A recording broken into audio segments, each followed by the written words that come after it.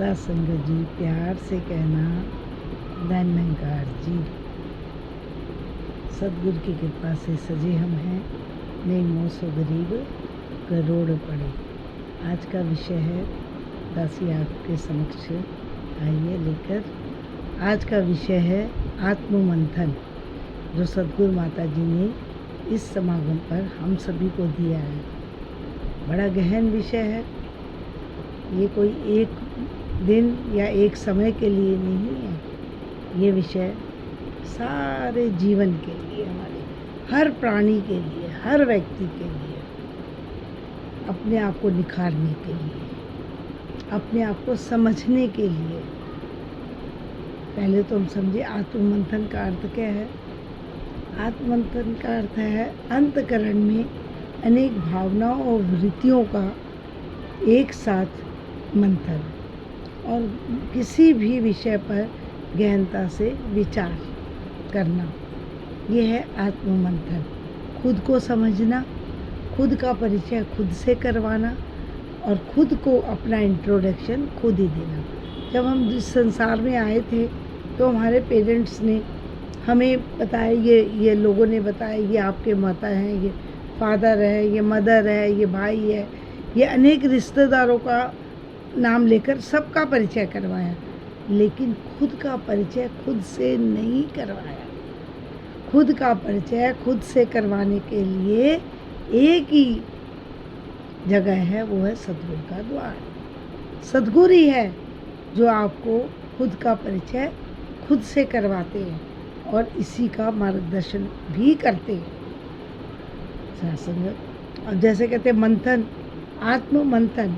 मंथन का अर्थ है मथना, किसी भी चीज़ को बहुत ज़्यादा उसको बिलोना। अब जैसे हम दही को देखें, हम दही को बिलोते हैं मक्खन निकालने के लिए दूध में मक्खन भी होता है, दही भी होती है, और सब कुछ होता है, घी भी होता है। लेकिन हम उसको कैसे निकालते हैं? पहले हम उसको देखने में तो दूध नज़र आता है, लेकिन जब उसका मंथन करते हैं, मथते हैं उसको, जब हम उसको बिलोते हैं, तब उसमें से दूध भी निकल जाता है, घी भी निकल जाता है, उसी के अंदर है। इसी प्रकार इंसान के अंदर भी बहुत, और जो उसका सार होता है उसको हम फेंक देते हैं, वो वेस्टेज हो जाती है। ऐसे इंसान जब अपना आत्ममंथन करता है तो उसके अंदर से बहुत हीरे जवाहरात निकलते हैं। अब समुद्र मंथन की बात भी करें तो पहले तो हमने अपने घरेलू उपचार की बात बताई, दूध दही का। अब समुद्र मंथन की बात करें, दुर्वासा ऋषि का राजा इंद्र ने अपमान कर दिया, ऋषि ने श्राप दे दिया, सारा धन वैभव चला गया, राक्षसों के राजा बलि ने सब कुछ हड़प लिया, देवगण घबरा गए। अब क्या करें? विष्णु जी के पास पहुँचे, तब उन्होंने कहा कि आप इस मंथन करो, समुद्र का मंथन करो, ये सलाह दी। तब विंध्याचल पर्वत को मध्य में रखकर नागपाश के द्वारा एक तरफ राक्षस असुर और एक तरफ देवतागण, दोनों ने किया, मंथन किया, खींचा। पहले क्या निकला? विष, जहर। इतना जहर निकला कि उसे शिव जी को उसे अपने मुंह में डालना पड़ा। उन्होंने अंतर नहीं निकला, सिर्फ गले तक रखा, तब वो नीलकंठ कहलाए। और उसके बाद फिर मंथन की प्रक्रिया शुरू हुई तो हीरे जवाहरात निकले। असुर लालची लोभी लूटने में लग गए। फिर मंथन का और प्रोसीजर चलता गया, गहन होता गया, तो उसमें से क्या निकला? अमृत, जिसे देवगणों ने पान किया और वो अमर हो गए।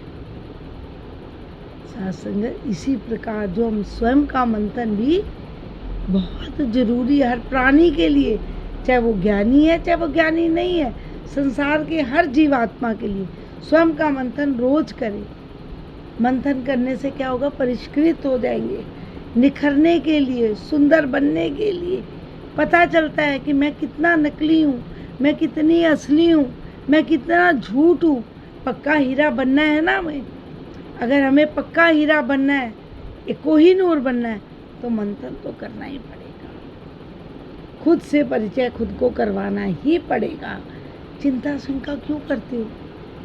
फिर बोलते हैं। फिर मन में एक भाव आता है कि अब चिंता और शंका क्यों करते हो, तेरे अंदर तो बहुत, ये ब्रह्मज्ञानी को कहा गया है कि तेरे अंदर बहुत सारी छुपी हुई शक्तियाँ हैं। सद्गुरु कहते हैं पहचान इसे तुझे, ये तुझे गिरने नहीं देंगी। पहले जरूर नकारात्मकता आएगी, इस हलाहल को दूर कर और गहन में चला जा और अपना मंथन कर। तब देखेगा तू कौस्तभ मणि जैसा तेज, ऐरावत जैसा बल, रंभा जैसा तेरा मन और शंख की ध्वनि जैसी स्मृति, सारी नकारात्मकता दूर हो जाएगी। धन्वंतरी बनेगा तेरा मन। धन्वंतरी वैद्य, डॉक्टर, देवताओं के वैद्य थे धन्वंतरी। फिर तेरा मन खुद ही डॉक्टर, तू अपना डॉक्टर बन जाएगा, अपना खुद ही एक्सरे करेगा और उसकी रिपोर्ट भी तू स्वयं ही देखेगा। किसी और को दिखाने की ज़रूरत ही नहीं है कि मैं कितने पानी में हूँ, मैं कितना सही हूँ, मैं कितनी गलत हूँ। तब इस सच्चाई का बोध हो जाएगा। अपना एक्सरे जब कर खुद हो जाएगा और अपनी सच्चाई का फिर स्वतः ही पता चल जाएगा। अपनी बीमारियों का भी पता चल जाएगा। वो बीमारियाँ कौन सी, निंदा, नफरत, वैर, विरोध, ईर्ष्या, तेरा मेरा जो पट्टी बंधी हुई है अहंकार की, वो सब उतर जाएगी। तो खुद अपना ही डॉक्टर बन के अपना इलाज खुद ही कर लेगा। संगत, और जब ब्रह्म ज्ञानी को ये पता चलता है ना, उसका बोध हो जाता है कि मैं शरीर नहीं, मैं आत्मा हूँ, मैं आत्मा हूँ। शरीर तो नश्वर है, आत्मा का तो बहुत लंबा सफ़र है। आत्मा का सफ़र तो चलता जाता है, अजर है, अमर है। जब इस बात का हो जाएगा ज्ञानी को बोध, तब उसका होगा आत्मिक ज्ञान, तब उसका उत्थान होगा। उसका आत्मिक उत्थान जब होगा, उसे पता चल जाएगा कि अनेक गुणों का मैं स्वामी हूँ, मेरे अंदर अनेक गुण, असीम शक्तियों का मैं मालिक हूँ। अब विचारों का मंथन। अब तीसरी बात हम करते हैं विचारों का मंथन। विचारों का मंथन जरूर करना चाहिए। अंदर मन में कितने गलत, सही, अच्छे, बुरे, दिन रात विचार भागते रहते, चलते रहते, क्योंकि उस पर कोई रोक नहीं लगा सकता इन विचारों पर। इसी मन में निंदा है, नफरत है, द्वेष है, कभी काम है, कभी क्रोध है, लेकिन दया और ममता भी इन्हीं विचारों में समाई हुई है। तो जो सही विचार वाला व्यक्ति होता है ना, वो जब मंथन करता है तो उसके विचार धीरे धीरे परिष्कृत होने लग जाते हैं। आत्मचिंतन से, आत्म मंथन से, कहते हैं ना self realisation through God realisation, ये एक योग अवस्था है। जैसे योग में हम परमात्मा के साथ करते करते जो ऋषि मुनि प्रभु से जुड़ जाते थे, इसी प्रकार जब ब्रह्मज्ञानी आत्म मंथन करे है तो वो उसका मन इतना पाक साफ हो जाता है, वो निरंकार से उसका ध्यान जुड़ जाता है, उसके मुंह पे एक आभा मंडल आ जाता है, उसके चेहरे की रौनक ही अलग हो जाती है। और वो अपने आप में खुद ही का ही सुधार लाने की कोशिश करता रहता है, अपनी कमियों को दूर करने लग जाता है, निखार आ जाता है उसमें। लेकिन आत्मचिंतन कहते हैं ना, आप मरे बिना स्वर्ग नहीं मिलता। कहते हैं जो स्वस्थ मस्त रहते हैं, जो व्यस्त रहते हैं वो मस्त रहते हैं, और वो इस प्रभु परमात्मा के साथ उनकी तार जुड़ी रहती है।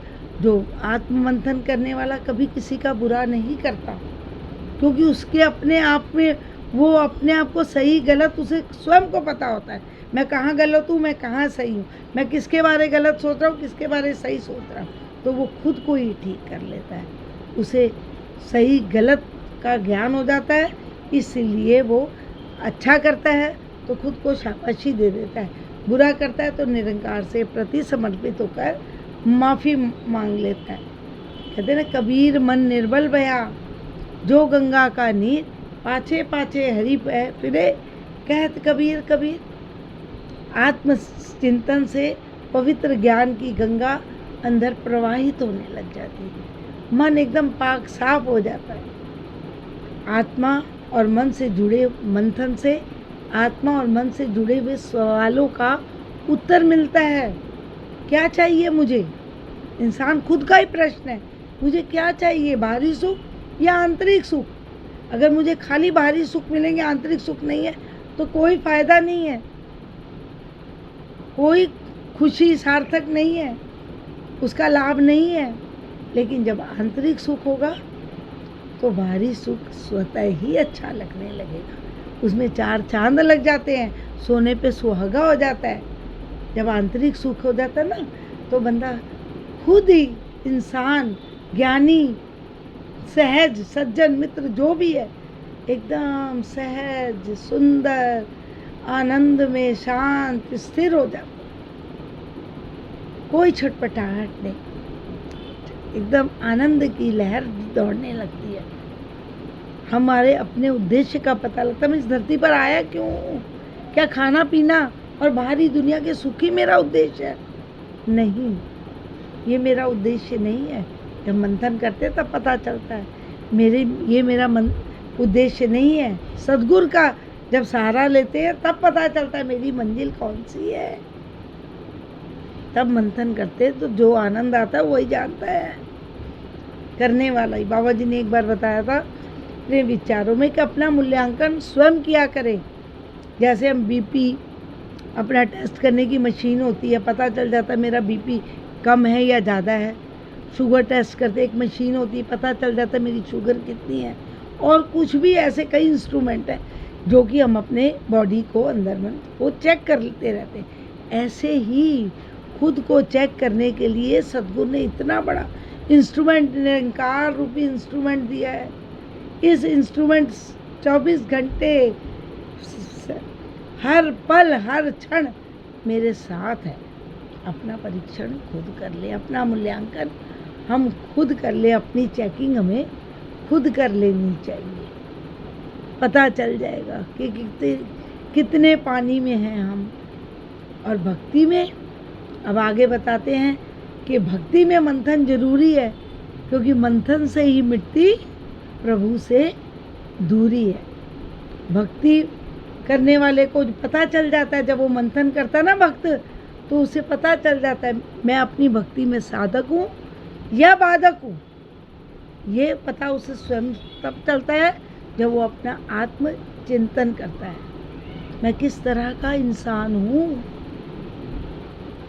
सही या गलत खुद को पता चल जाता है। और ज्ञानी के लिए तो बहुत ज़रूरी है, मंथन बहुत ज़रूरी है, क्योंकि ज्ञानी को भी अपना सूक्ष्म अहंकार आ जाता है। लेकिन जब वो मंथन करे तो उसका अहंकार दूर हो जाता है। और ज्ञानी जो व्यक्ति होता है उसके वो अनेक दिव्य गुणों का मालिक होता है। हर व्यक्ति दिव्य गुणों का मालिक होता है, लेकिन सद्गुरु की कृपा से मंथन के द्वारा, चिंतन के द्वारा ये गुणों का प्रादुर्भाव होता है, ये उभर कर बाहर आ जाते हैं। और ज्ञानी जब मंथन करे ना, तो उसे अपने निर्णयों और उसके परिणामों का भली भांति परिचित होता है। उसे पता होता है इसका परिणाम क्या मेरे निर्णय का, और फिर वो विवेकपूर्ण ढंग से हर चीज़ का फैसला करता है। और अंत में इसमें लाभ क्या है? आत्म मंथन से लाभ ही लाभ है। गुणों का प्रादुर्भाव होता है, दिव्य गुणों के स्वामी बनते हैं। विनम्रता, प्यार, मोहब्बत, हलीमी, शुक्राना, झुकना, सब कुछ आ जाता है। इसके लाभ ही लाभ है। मंजिले मकसूद का पता रहता है, अपने उद्देश्य का पता रहता है इंसान को, मैं कौन हूँ, मैं कहाँ से आया, मुझे कहाँ जाना है, अपने उद्देश्य का पता रहता है। बहुत हल्का महसूस करता है अपने आप को, बहुत हल्का महसूस करता है। कोई चीज़ की चिंता फिक्र नहीं करने वाला तो निरंकार प्रभु परमात्मा ही है ना। मुझे बस अपना अंतर मन में अपने बारे में खुद का इंट्रोडक्शन खुद को देना होगा, सोचना होगा क्यों मैं कूड़ा कचरा इकट्ठा कर रही हूँ। ये दिखावा, दुनिया का ये दिखावा, ये स्वार्थ, ये धन, ये अहंकार किस लिए? अरे मिट्टी के बने हुए हैं साहिब, अकड़ हम पर जचती नहीं। ज्ञानी को पता है मिट्टी के बने हुए हैं साहिब, अकड़ हम पर जचती नहीं। एक यही रास्ता है, पता चलता है कि यही जो सद्गुरु ने रास्ता दिखलाया, सत्य का रास्ता, मंथन करने का रास्ता, सही रास्ता। की विडंबना ये है कि लोग बाग समाज में हम विचरण, संसार में तो हमको रहना है, तो लोग कदम कदम पर समाज, लोग स्वार्थी, कई प्रकार की विभूतियाँ मिलेंगी, कई लोग मिलेंगे जो आपको दिशाहीन भी करेंगे, आपके मार्ग से भटकाएंगे भी, लेकिन अपने आप में दृढ़ रहना है। मंथन से मानसिक गुलामी का अंत हो जाता है, व्यक्तित्व एकदम उभर जाता है, सूरज की तरह चमकेगा तेरा चेहरा, दिव्य आभा। लोग मुतासिर होंगे आपसे, लोग मुतासिर होंगे आपसे, और शांत, स्थिर, सुकून और विशालता के साथ आप जुड़े रहोगे।